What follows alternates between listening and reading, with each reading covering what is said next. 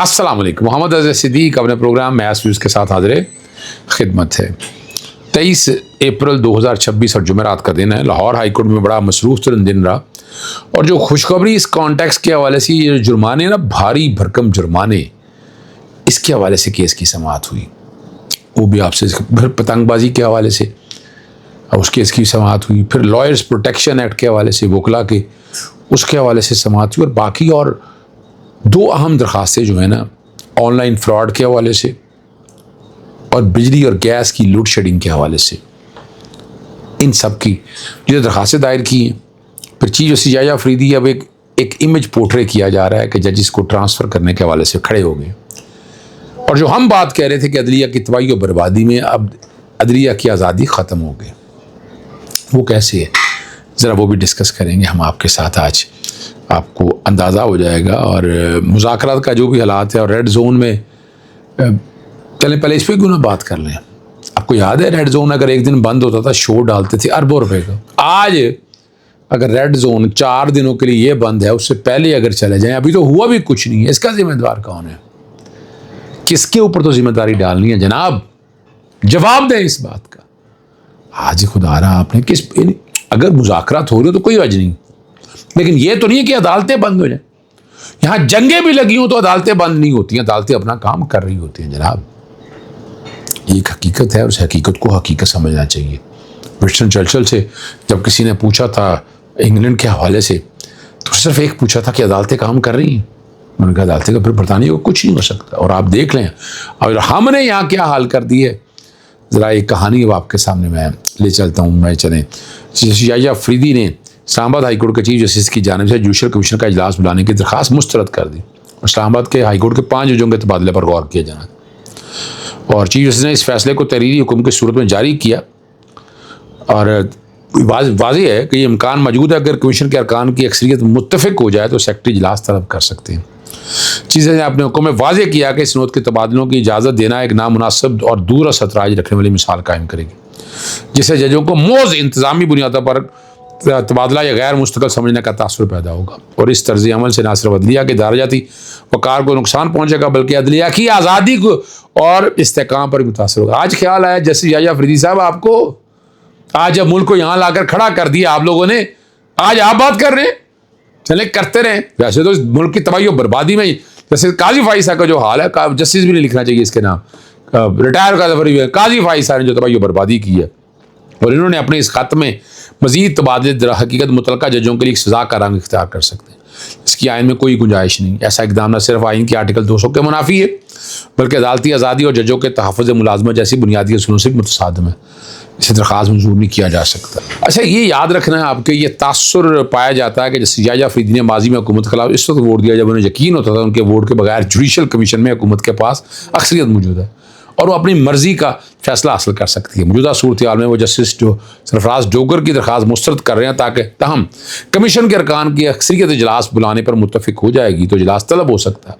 اس کے بعد ایجنڈے میں ججوں کے تبادلے کا معاملہ شامل ہوگا اور چونکہ کمیشن میں حکومت کو اکثریت حاصل ہے اس لیے فیصلہ کرنا. اب آپ کو سمجھے میں ٹویٹ ابھی کر رہا ہوں اور میں بتا رہا ہوں کہ تباہی و بربادی کیسے ہوئی ہے. یہ ایک واضح مثال سامنے آ جائے. میں کرنے لگا تھا لیکن میں کوٹوں میں پھنس گیا تو اس لیے میں کر نہیں سکا اس بات کو. لیکن میں ابھی اب پروگرام ریکارڈ ہونے کے فوراً بعد جو میں اس معاملے کو لے کر آؤں گا. اور اسلام آباد ہائی کورٹ میں ایران اور امریکہ مذاکرات کے دوسرے روز بھی ریڈ زون کی مسلسل بندش نے عدالتی امور کو شدید متاثر کیا. رواں ہفتے ایک بھی سماعت نہ ہو سکی. آگے پھر 3 چھٹیاں اور جوڈیشل ورکر اور معطل رہنے سے سینکڑوں مقدمہ جو ہے التفاق کا شکار ہو گئے اور اہم مقدمہ کی سماعت بھی نہیں ہو سکی. 190 ملین پاؤنڈ یا عمران خان صاحب کا جو ہے وہ والا کیس وہ نہیں لگ سکا اور سماعت 22 اپریل کو مقرر تھی. کاغذ منسوخ کر دی گئی اور اسلام آباد میں درختوں کی کٹائی روکنے سے متعلق درخواست کی سماعت تھی اور وہ آپ کو یاد ہے جسٹس خادم حسین سوملو کا نام بھی اس میں جنہوں نے روکا ہوا ہے یہ سارا معاملہ.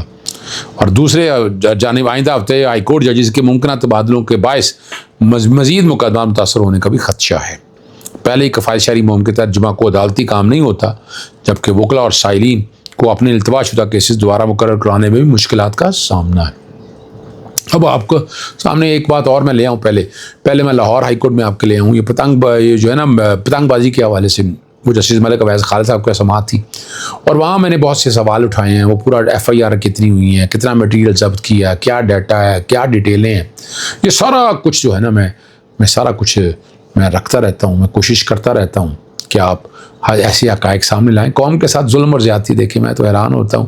ہائی کورٹ کے جج کو دل بڑا رکھنا چاہیے، ہائی کورٹ کے جج کو اتنا چھوٹا دل نہیں رکھنا چاہیے، ٹھیک ہے نا جی. اور اگر رکھنا ہے تو آپ خدا رہا یہ ظلم اور زیادتی جو ہو رہی ہے، اتنا لوگ مر گئے ہیں، پورا ڈیٹا جو جتنے لوگ فوت ہوئے ہیں، جتنے زخمی ہوئے ہیں، کیا کیا ان کا، سزائیں کتنے دیں. مٹیریل کے بارے میں تو ڈیٹا پورا آ گیا، وہ ڈیٹا میں نے شیئر بھی کر دیا ہے، لیکن کیسے ہوگا یہ نظام. اور آج وہ میزل والا کیس لسٹ آ گئی تھی، لیکن وہ 27 کے لیے کہا ہے کہ 27 کو رکھا ہے. اس میں نے بہت سے معاملات اٹھائے ہیں. منکی پاکس والا معاملہ بھی میں لے آیا، اور انشاءاللہ وہ پیر والے دن اس کی بھی سماعت ہوگی. متفرق درخواست میں نے وہ دائر کر دی، اور انشاءاللہ کل میں تفصیلات آپ کے سامنے رکھوں گا. اس کے پھر ایک اور بڑا اہم معاملہ ہے جو زمانے نہیں ہو رہے، بھاری بھرکم موٹر وہیکل آرڈیننس. وہ آرڈیننس میں نے چیلنج کیا تھا کہ ایک تو جلدی میں، پھر آرڈیننس اپنی مدت جو ہے وہ ختم کر گیا، اس کی جگہ نیا آرڈیننس آ گیا. اب اس کی جگہ تیسری جو بات ہے کہ وہ ایک قانون ایک ترمیم کر دی انہوں نے. اس ترمیم کو اب میں لے کر سیپریٹلی میں دیکھوں گا اور سیپریٹلی میں چیلنج کروں گا اس کانٹیکس کے حوالے سے. جو نوٹیفیکیشن ہوئے ہیں وہ ایک علیحدہ بات ہے. آج بڑا دلچسپ ماحول پیدا ہو گیا جب میں نے کہا جی آرڈیننس اپنی مدت ختم ہو چکا. ڈیٹے پوچھی گئی، انہوں نے کہا اسمبلی نے اس کو ایکسٹینڈ کر دیا ہے. اب اس پہ سوال یہ پیدا ہوا اگر ایکسٹینڈ کیا، کیا گورنر کو اس بات کا پتہ تھا؟ اس پہ پھر یہ لیجسلیٹو انٹینٹ کیا تھی. پھر میں نے سوال اٹھایا کہ آئین آرٹیکل 128 کے تحت وہ ایمرجنسی حالات کیا ہیں کہ جنہوں نے کمپیل کیا کہ جناب یہ آرڈیننس آج ہی جاری کرنا ہے، آرڈیننس جاری ہونا ہے. وہ کیا ایسے حالات ہیں، ٹھیک ہے جی، وہ کیا ایسے حالات ہیں، وہ ساری باتیں بھی ہم سامنے رکھیں گے. اب چیزیں کچھ میرے سامنے آ گئی. ترمیم کی میں انشاءاللہ اجازت دے رہا ہوں. ترمیم کے حوالے سے ایک درخواست میں فائل کروں گا کہ جس میں لے آؤں گا یہ والے پوائنٹ میں رکھ لوں گا اور امینڈمنٹ کی بات میں لے آؤں گا. پھر ایک سوال بڑا اہم پیدا ہوا ہے اس کے حوالے سے کہ ارجنسی کیا تھی، جلدی کیا تھی، کیا حالات تھے. اسمبلی اگر سیشن میں نہیں تھی تو یہ آرڈیننس کیوں جاری کیا گیا. یہ وہ سارے حوالے پورا ریکارڈ مانگا ہے جناب جسٹس فاروق حیدر صاحب نے. اور آئندہ سماعت جو ہے نا وہ 6 مئی کے لیے چلی گئی ہے، جس وقت جو بھاری بھرکم جرمانے ہیں اس کو بھی میں نے چھیڑا ہوا. مقصد آپ کے سامنے یہ ساری حالات اس لیے رکھنا ہے کہ آپ سمجھ سکیں کہ یار ہم آرام سے نہیں بیٹھے ہیں، ہم اپنا کام کوشش کر رہے ہیں پورا ہوتا جائے. سپریم کورٹ نے ایک سرکاری ملازم کی برطرفی کے مقدمے پر سوال اٹھایا ہے کہ کیا غیر حاضری کو قانونی چھٹی میں بدلنے کے بعد ملزم کو برطرف کیا جا سکتا ہے. عدالت نے وفاقی حکومت کے متضاد بیانات پر فیڈرل سروس ٹریبیونل کا فیصلہ قدم قرار دے کر کیس نئے سرے سے فیصلے کے لیے واپس بھیج دی ہے. اس فیصلے میں سپریم کورٹ نے لکھا ہے کہ برطرفی کے ساتھ درخواست دار کی غیر حاضری کے دورانیے کے بغیر تنخواہ کی چھٹی میں تبدیل کر دیا گیا. درخواست دار وکیل کے مطابق غیر حاضری کو چھٹی میں ریگولرائز کرنے کا اور برطرفی کا جواب نہیں رہتا. عدالت نے مزید لکھا کہ وفاقی حکومت نے ٹرائبل میں دیا گیا غیر حاضری کو چھٹی میں بدلنا ڈپٹی سیکرٹری کی غلطی تھی، جبکہ سپریم کورٹ میں حکومت نے تسلیم کیا کہ غیر حاضری کو سیکرٹری کامرس کی منظوری میں چھٹی میں بدلا گیا تھا.